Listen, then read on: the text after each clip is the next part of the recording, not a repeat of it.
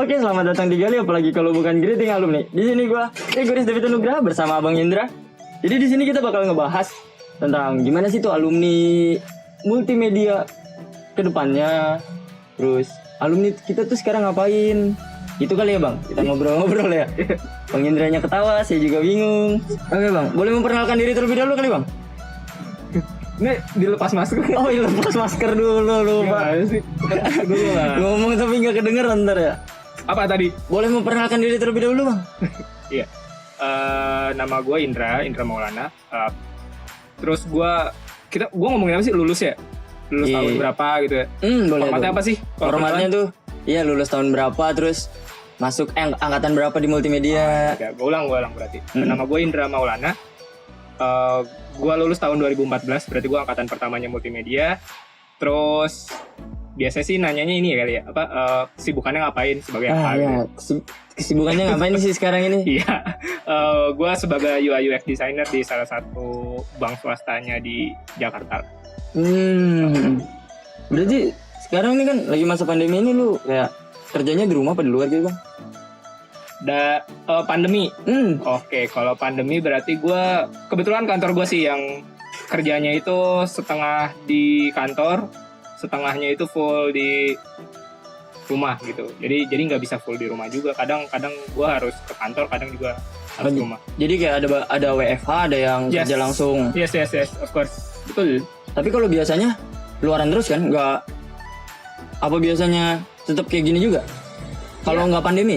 Sebenarnya karena pandemi ini kan harusnya tuh ada full house lah setiap perusahaan kan, tapi balik lagi ke perusahaan masing-masing sih itu nerapin peraturannya kayak gimana sih. Tapi kalau gue sih kebetulan ya itu tadi setengah-setengah lah. Kebetulan ya kantornya gue ya, gue nggak bisa nyamain sama kantornya orang lain juga. Iya. Itu di UI UX kalau boleh tahu nih. Kenapa? UI UX tuh ngerjain apaan sih? Secara nih gue di multimedia angkatan gue ini, gue dapat matkul UI UX, tapi kayak belum begitu ngerti sih tentang UI UX. Oh iya. Siapa dosennya? Dosennya Bu Sari. Busari UI UX. Mata pelajarannya apa mata kuliahnya? Mata kuliahnya UI UX. Iya, angkatan lu nggak dapat dong? Nggak ada. Oh, nggak ada. Berarti baru sih. Busari ya. Oke. Kalau lo tanya apa sih kerjaannya UI UX designer sebenarnya gitu kan? Sebenarnya kalau kacamata umumnya gini deh. Lo ngelihat satu aplikasi atau lo ya aplikasi di mobile phone lo ya, ataupun lo ngelihat satu halaman website. Nah itu yang ngerjainnya gue pada umumnya gitu. Yang ngerjainnya UI UX designer. Yang bikin websitenya? Yes. Baik tampilannya maupun pengalamannya, penggunaannya. Ya. Different between ngoding ya, programmer beda. Jadi desain dari interface-nya maupun desain dari experience-nya atau pengalamannya. Kayak gitu umumnya. Tapi di matkul gue nih UI UX itu gue ngoding, Bang. Gue bikin web. Terus kayak gue mempelajari apa ya? Gimana caranya memperenak aplikasi tersebut? Memperenak sih ya. Memperenak sih ya. Gitu sih. Tapi bener nggak sih? Sebenarnya ngoding itu jadi nilai plus sih. Gitu. Cuma kalau lo emang bisa ngoding terus lo bisa ngedesain juga itu jadi nilai plus. Jadi di kantor mungkin nanti di luar sana lu bakal dicari dan harga lu mungkin lebih mahal karena skill setnya ada ngoding. So far gitu. Jadi kalau misal masih zaman kuliah ya belajarin aja. Ya banyakin ilmu lah ya zaman kuliah ya. Belajarin aja. Terus lu kalau boleh tahu kenapa bisa tertarik sama UI UX? Kenapa gue tertarik sama UI UX? Kenapa ya? Sebenarnya karena ini sih karena dari zaman kuliah kan. Gue interest sama dunia teknologi sih itu so far gue interesting sama dunia teknologi pada saat itu. Malah gue pas zaman lulu pada lah ya itu belum ada tuh UI UX designer, bahkan keilmuannya belum ada adanya mungkin web designer mungkin ada web designer gitu kan. Nah gue tertarik tuh sama hal-hal kayak gitu di awalnya sehingga ya gue coba dalemin kerja dan akhirnya gue dapet sih. Terus kalau di UI UX ini kira-kira menurut lu udah masuk kan ya? Udah berapa lama tuh? Jalan 3 tahun. Jalan 3 tahun. Nah, kekurangan sama kelebihannya lu menjadi UI UX designer gitu. Kekurangan sama kelebihannya. Kekurangan dan kelebihannya ya. Kekurangannya sama kelebihan. Gue nggak tahu sih lu perbandingannya kemana nih. Perbandingannya mana ya? Kayak apa ya? Perbandingan kemana? Pasti kan lu dalam suatu pekerjaan tuh ada yang kayak gue nggak suka nih sama bagian yang kayak gini, gue suka nih sama bagian yang kayak gini. Sebenarnya kekurangan sama kelebihannya apa ya? Kalau dibilang di UI UX designer tuh, gue nggak bisa spesifik kurang atau lebihnya gitu. Yang jelas bagi gue ngejalanin profesi gue sih nyaman-nyaman aja sih. Nah, mungkin kerjaannya mungkin agak sedikit ribet karena kalau perbandingannya sama graphic designer lah, ini patternnya pada umumnya graphic designer lah, gue bantu kayak gitu. Bedanya apa sih sama UX atau UI UX designer gitu kan? Bedanya itu lebih ke arah platform media apa yang bakal dia buat. Contoh kalau misalnya graphic designer, lu dapat brief dari art director or siapa, kemudian lu visualkan, ya kan? Lu visualkan komunikasinya secara visual, dan platformnya itu kan paling gak jauh dari flyer, banner, ya kan? Yeah. Nah kalau di desain di UX sama di UI designer itu lebih ke arah ke handphone, ke website. Jadi platformnya yang berbeda sih, tapi mungkin yang lebih ditekenin itu di profesinya gue tuh lebih ke arah design thinkingnya sih. Gitu. Different, agak berbeda design thinkingnya sama graphic design sih. Gitu. Oke, ngerti. Gitu. Hambatannya kira-kira menurut lu sulit banget nih. Pasti dalam kerjaan tuh ada yang namanya hambatan. Soalnya apa ya? Gak mungkin sih kerja kayak enjoy aja gitu, polos lurus terus. Minum boleh, capek kan? Haus kan? Sama. Hambatannya apa ya? Hambatan gue sebagai UI UX atau hambatan gue di kerjaan sekarang, kantor sekarang atau gimana? Boleh kerjaan sekarang dulu sih. Ya udah. Jadi gue kan baru ngantor nih, baru ngantor lagi di kantor yang baru di bank lah sekarang gitu kan. Hambatannya apa sih? Challenge-nya gitu kan ya. Gue bilang challenge-nya lah, tantangannya apa sih? Tantangannya itu gue bilang apa ya, user atau persona. Gue bilang persona, mungkin ya lo tau lah ya persona. Jadi usernya itu kadang kan berbeda. Nah gimana caranya gue bisa mewakili kebutuhan dari user tersebut. Dulu gue sebelumnya di UX designer-nya itu kantornya bukan bank. Iya. Bukan bank nih dulunya, tapi sekarang gue ke bank. Berarti gue harus belajar sedikitnya kebiasaan dari user gue, orang-orang nasabah bank. Nah gitu, hal-hal yang dibelajarin itu yang menurut gue tuh challenge-nya sih. Gitu. Kadang gini, role-nya gini. Product design gue bilang. Jadi lu kalau di gue tuh harus ngerti sama demografi ya, atau target dari user lu atau dari penggunanya lu. Contoh, misalkan lu kerja di platform pendidikan, terus kelas pendidikan lu kelas SD, berarti lu harus ngerti pengguna lu itu SD, anak-anak SD. Jadi harus ngerti, harus lebih dekat gitu. Gimana sih caranya lebih ngedeketin anak SD, kebutuhan dia tuh apa aja sih gitu kan, beda sama bank. Gitu sih. Jadi challenge-nya itu adalah lebih kenal sama banknya, lebih kenal sama persona. Berarti kayak lebih tahu target pasarnya lah ya? Ya, target pasar bisa lah secara umum. Bisa lah ya secara umum. Lah ya. Ya oke lah. Ini kan lu berarti lulus tahun 2014 ya? Betul. Lu berarti udah lulus sampai 2020, 6 tahun. Yes. Nah, 3 tahun itu kan tadi kata lu kerja di UI UX itu selama 3 tahun. Yes. Nah, berarti 3 tahun sebelumnya tuh lu ada kerja yang lain apa gimana tuh? Iya, gue setelah lulus tuh gue langsung kerja jadi graphic designer. Di corporate juga? Iya, ada corporate, ada agensi, beberapa agensi. Jadi gue pindah-pindah gitu lah sampai 3 tahun. Terus akhirnya gue ke UI UX designer, pindah, dan akhirnya sampai sekarang. Oke. Nah, gue pengen tahu juga sih tips-tips kan. Secara gue belum lulus. Aha. Nah, kira-kira tips dari lu nih. Biasanya orang-orang yang abis lulus itu bingung nyari kerjaan. Kira-kira gimana sih cara biar gampang dapat kerjaan? Yoi. Aduh, pertanyaan basic banget sih. Pertanyaan basic, cuma kan iya. Sebenarnya apa ya? Gue aja dari sekarang nih, gue baru semester 3, kayak masih pusing aja gitu. Anjir, ntar gue lulus ngapain ya? Oke. Gini. Kalau buat lo lah, terutama yang semester 3, lo udah mikirin lulus kerja berarti kan. Yeah. Tapi lo harus fokus step by step. Gimana caranya lo lulus semester dulu. Bener. Iya. Step by step dulu gitu. Pun sama nanti kalau misalkan sama siapa, sama yang senior lu berarti kan, yang mau lulus kuliah gitu kan ya. Nah lu harus fokus juga gimana caranya lu lulus dulu gitu, lulus S mahasiswa gitu kan, lulus dulu di kampus dulu nih, baru lu mikirin nanti lu bakal kemana pekerjaannya. Nah kalau udah lulus dari itu, baru lu pikirin kayak misalkan, nih nanti gue seneng, gue minat di dunia desain, atau gue di dunia videografi, atau di fotografi. Sebenarnya sih kalau lu minat, lamar aja gitu, apply aja pekerjaannya. Jangan terlalu pusing. Nanti gue dapet apa ya gitu, ngerti nggak sih? Jadi balik lagi ke tujuan lu sih. Iya. Balik lagi ke tujuan, jangan terlalu banyak mikir gitu, kayak nanti gue di sini kerja gue bakal susah nih. Aduh gajinya nggak seberapa nih, kan gitu udah mikir-mikir kayak itu. Menurut gue kayak jangan mikirin kayak gitu lu, tapi yang penting adalah lu doing aja dulu kerja. Maksudnya ya apply aja dulu, kerja aja dulu, karena fresh grade kan pertama gitu kan. Lu yang lu cari itu apa dulu gitu. Kalau lu mau cari duit ya lu nggak kerja, mending lu usaha.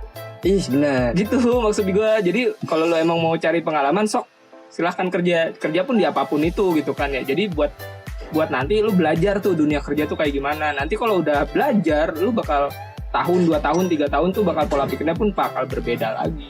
Begitu. Nah kalau lu tuh dulu kerja tuh baru abis lulus langsung kerja, apa lu pas lagi kuliah juga nyoba-nyoba kerja, apa gimana tuh? Kebetulan gue abis lulus langsung kerja sih. Oh abis lulus langsung kerja? Iya. Nah pas kuliah?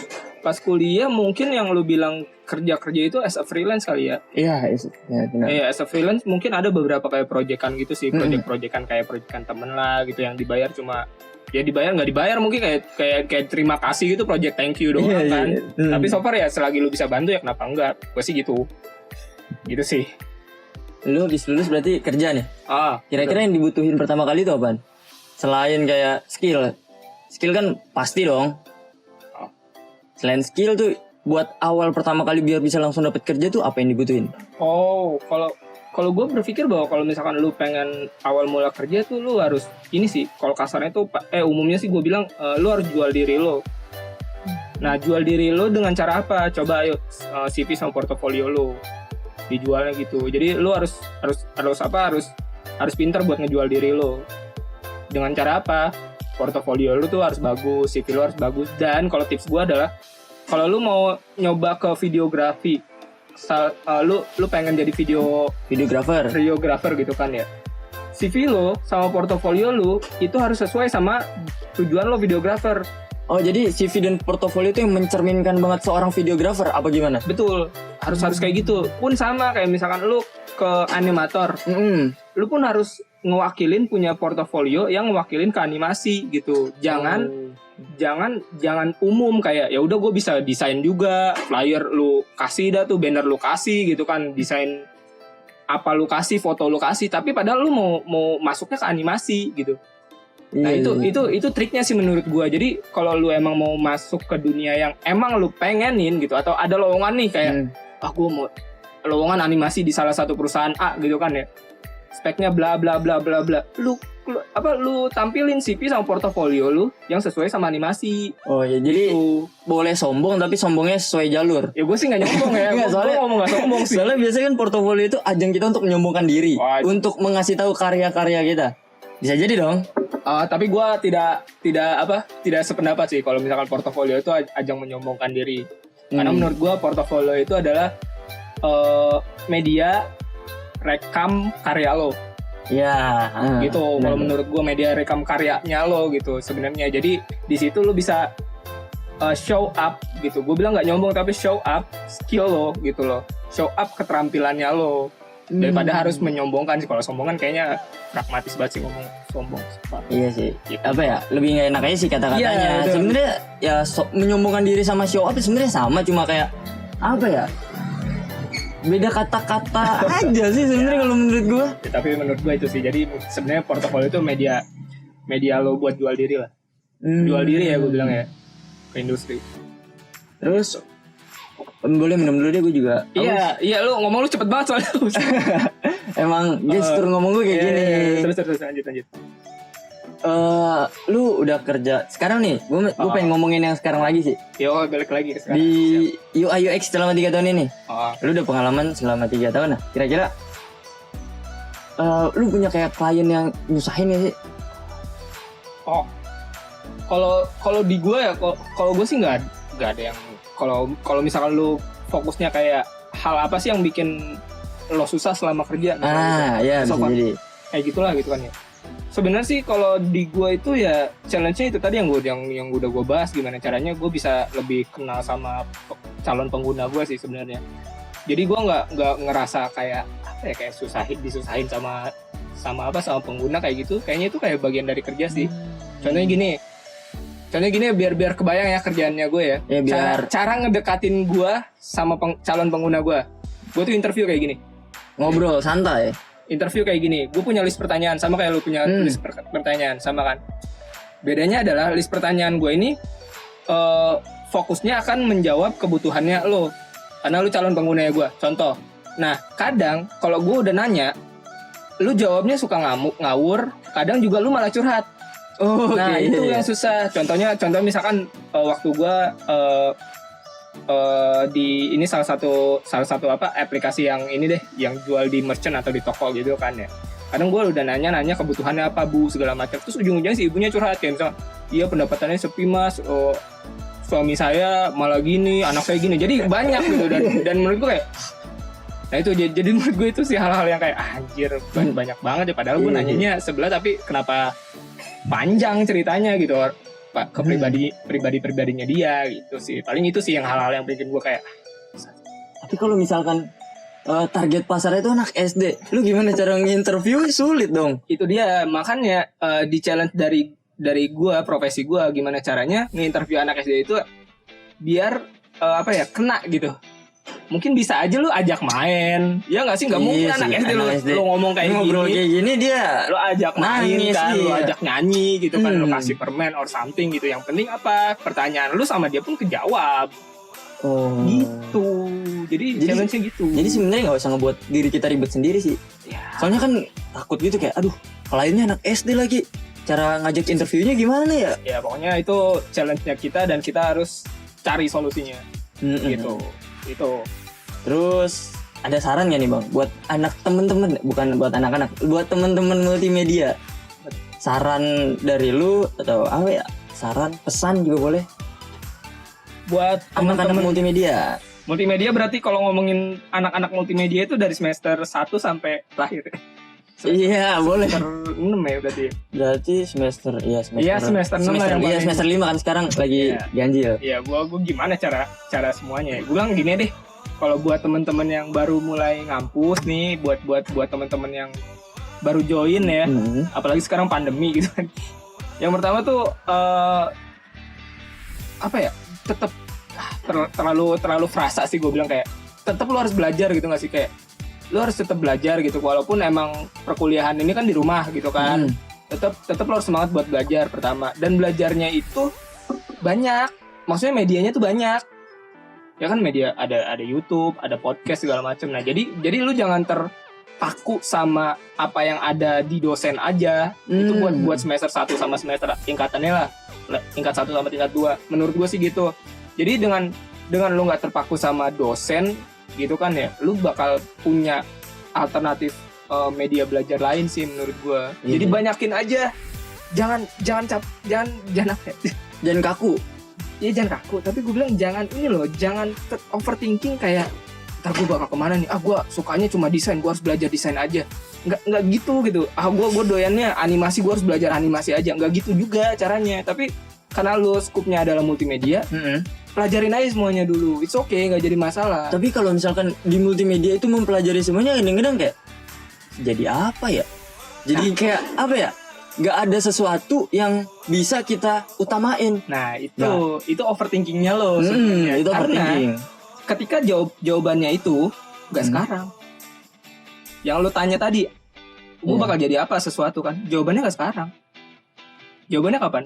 Ya nanti habis lulus. Maybe. Belum tentu. Iya sih. Ya kan? Bener. Jawabannya nanti gitu. Karena kadang apa yang kita pertanyakan belum tentu jawabannya hari ini juga, bro. Iya gitu, bener.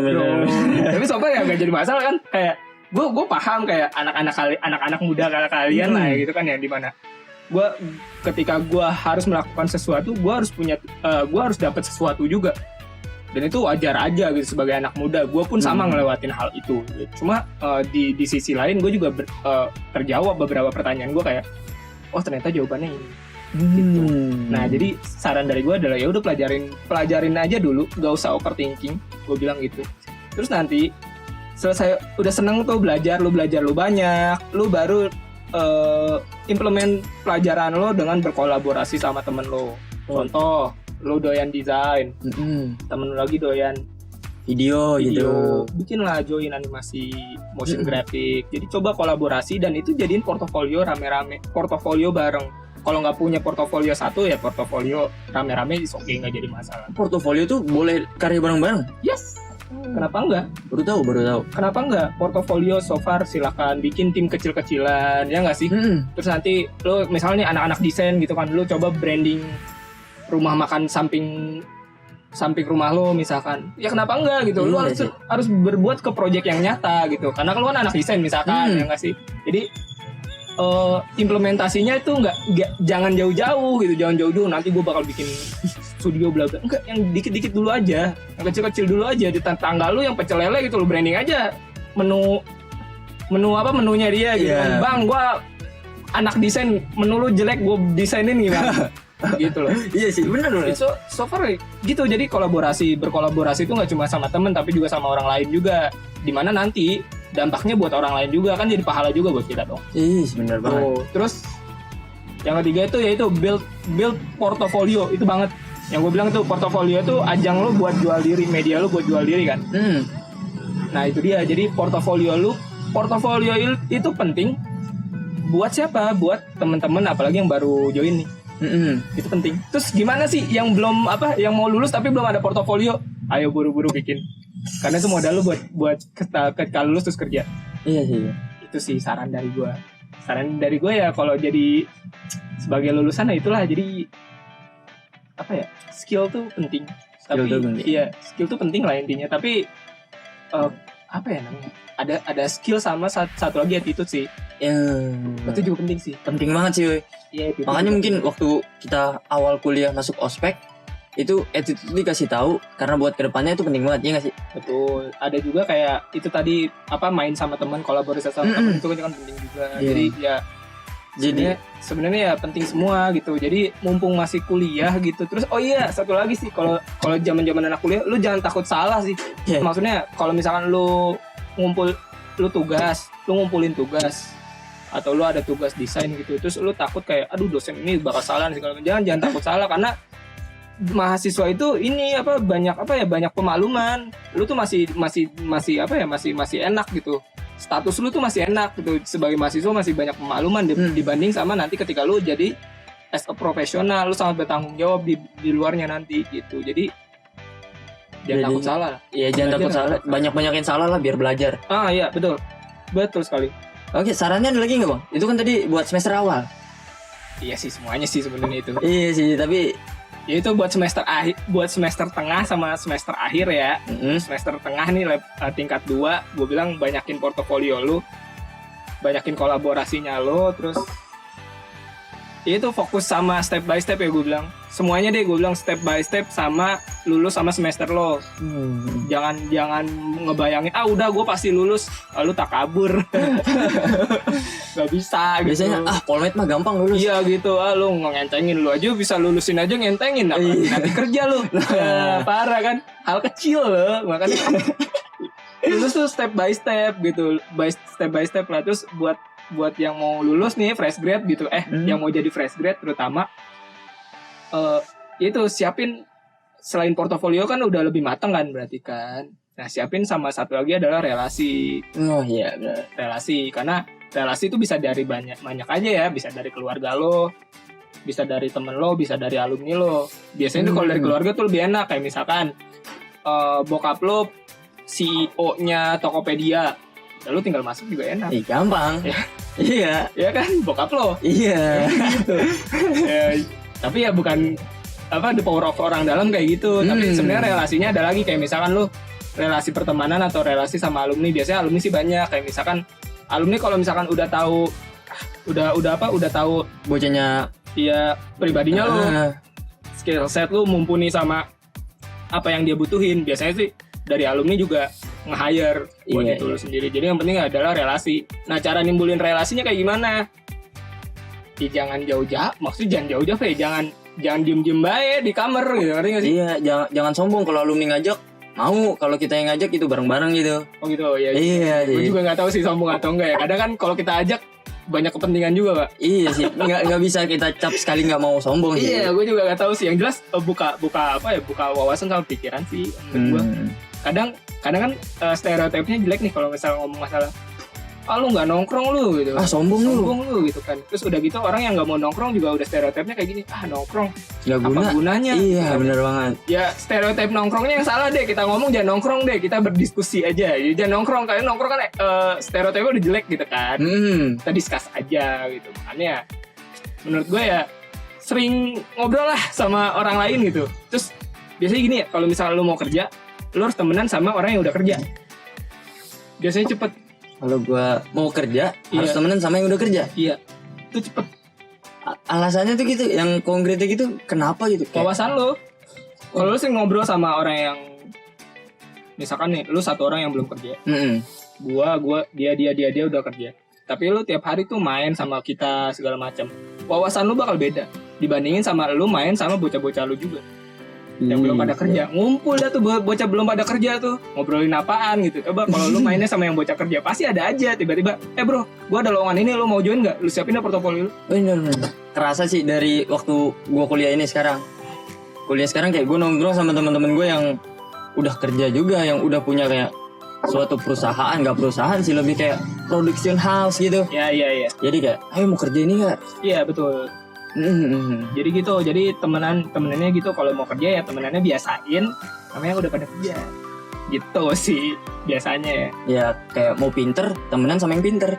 Iya bisa jadi. Bisa jadi. Bisa jadi ya, gue nggak Bisa tahu. jadi kan, nggak tahu juga. Gitu. Tergantung ke orangnya lagi Betul. sih. Mungkin gitu aja kali sih bang dari kita. Oke, gitu aja dari Gali episode pertama ini. Sampai jumpa di Gali-Gali selanjutnya. Bye bye.